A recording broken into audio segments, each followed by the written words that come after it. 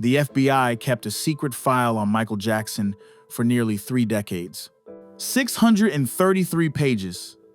Death threats, extortion, international investigations, all classified. Until now. After Michael's death in 2009, portions of the file were finally released. And what they revealed shocked the world. Because the FBI wasn't just protecting Michael Jackson, they were investigating him. By the end of this video, you'll understand why the FBI opened a file on Michael in 1984, why they kept him under surveillance for over a decade, and why the most disturbing pages are still redacted today. The truth is finally out there, and it's darker than anyone expected. 1984. Michael had just released Thriller, the biggest album of all time. He wasn't just famous, he was the most famous person on earth. And with that fame came danger. Death threats flooded in, letters to his home, threatening calls to his management, people claiming they'd kidnap or kill him. The FBI started tracking these threats to protect Michael. But then something changed. In 1993, the first child abuse allegations emerged. Suddenly, the FBI wasn't protecting Michael Jackson anymore. They were investigating him. For the next decade, the FBI maintained an active file. They investigated allegations, interviewed witnesses, coordinated with law enforcement worldwide. The file grew to 633 pages. Most was released after his death, but not all of it. Some pages remain classified, redacted, hidden. What we can see is shocking, but what we can't see might be even more important. Let's start with the threats. In 1984, a man from Texas sent letters threatening to kill Michael if he didn't stop performing.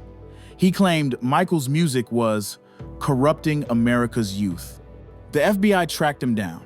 He was mentally unstable, but not a credible threat. Case closed. But that was just the beginning. In 1988, Michael received extortion letters. Someone claimed to have compromising photographs. They demanded money to keep them private. The FBI investigated. Never found the photos.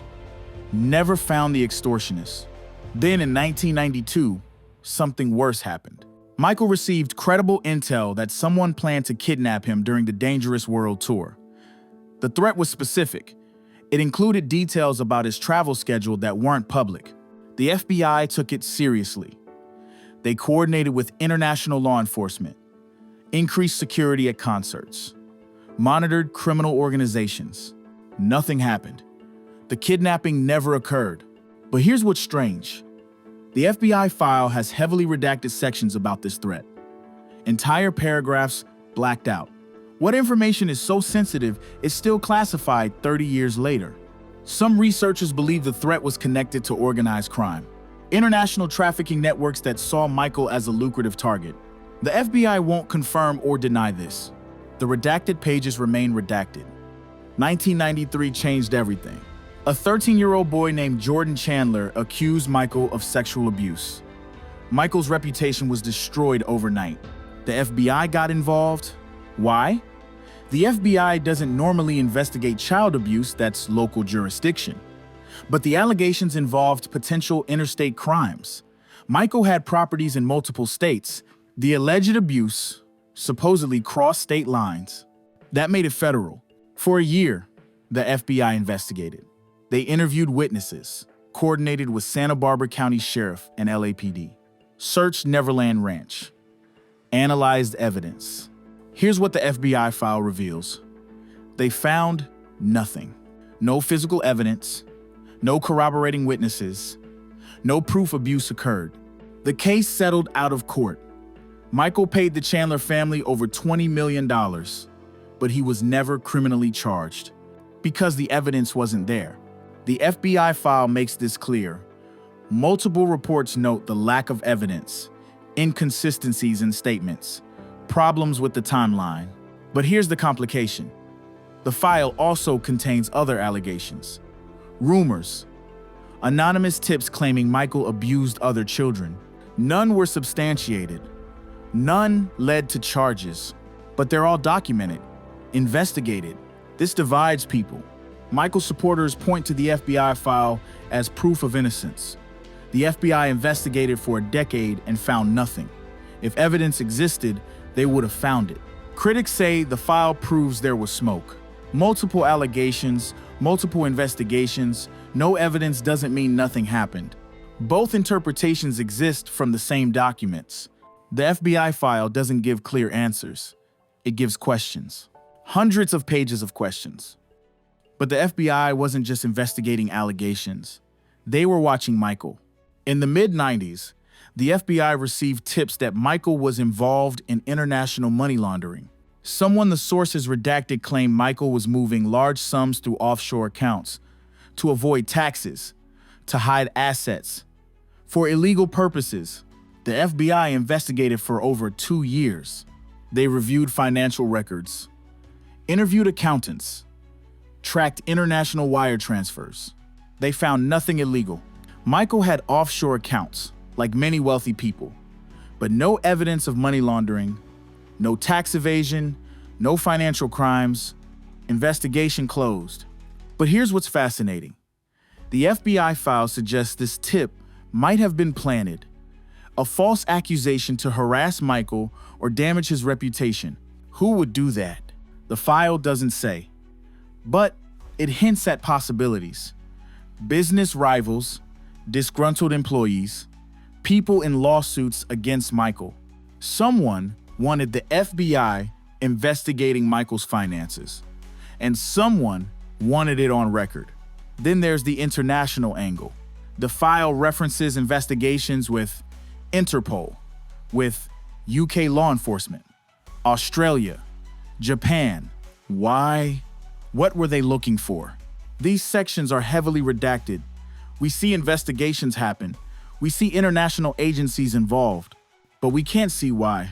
Some believe the FBI was investigating allegations Michael abused children in other countries during tours. Others think they were looking at something else entirely: financial crimes, copyright violations.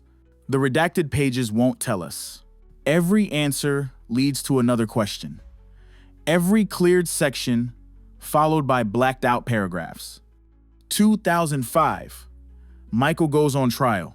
New allegations, new accusers, a criminal case threatening prison for life. The FBI file became evidence. Prosecutors tried using it to show a pattern, that Michael had been investigated before, that allegations existed before. The defense fought back. They argued the file proved innocence. Multiple investigations over a decade found no evidence. The jury saw portions of the file. June 2005, not guilty on all counts. Michael was acquitted, but the damage was done. His reputation shattered, finances ruined, health deteriorating, and the FBI file remained sealed. After trial, Michael's legal team tried to get the full file released. They filed Freedom of Information requests, argued Michael had a right to see what the FBI documented for 20 years. The FBI refused. They claimed portions contained sensitive information, investigative techniques, protected sources. Michael died in 2009 without seeing his complete FBI file. After his death, portions were finally released. Fans, journalists, researchers analyzed every page, every redaction, every detail. What they found was shocking. The FBI investigated Michael more thoroughly than anyone realized, but they found nothing supporting the most serious allegations. No evidence of child abuse, no financial crimes, nothing warranting criminal charges. So why maintain such an extensive file? Some say it was standard procedure for high-profile celebrities. Others think there was political pressure to be seen taking allegations seriously.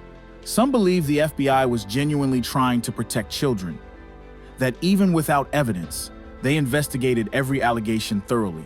We may never know the full truth. Hundreds of pages remain classified. The redacted sections have spawned theories. Some believe the file contains evidence Michael was innocent but framed by powerful enemies. Who? Depends who you ask. Music industry executives who wanted his catalog. When Michael refused to sell, they destroyed his reputation. Law enforcement targeting a powerful black celebrity. International connections. Business deals gone wrong. Financial motives. Are these true? We don't know. The redacted pages might contain evidence or nothing. Then, there's the opposite theory. The file contains evidence of guilt kept hidden to protect his legacy. That the FBI found something but didn't pursue it for political or legal reasons, or because Michael was too powerful. This theory is popular among critics. They point to settlements, multiple allegations, bizarre behavior. But there's no proof. The visible file doesn't support this. So we're left with mystery. 633 pages, thousands of investigation hours, decades of surveillance. No definitive answers, just questions, theories, speculation. The truth about Michael Jackson might be in those redacted pages, or it might not exist at all. Maybe there's no smoking gun, no hidden truth, no secret revelation. Maybe the truth is what the visible pages tell us. Michael was investigated extensively. No evidence found, case is closed. Or maybe the truth is something we'll never know.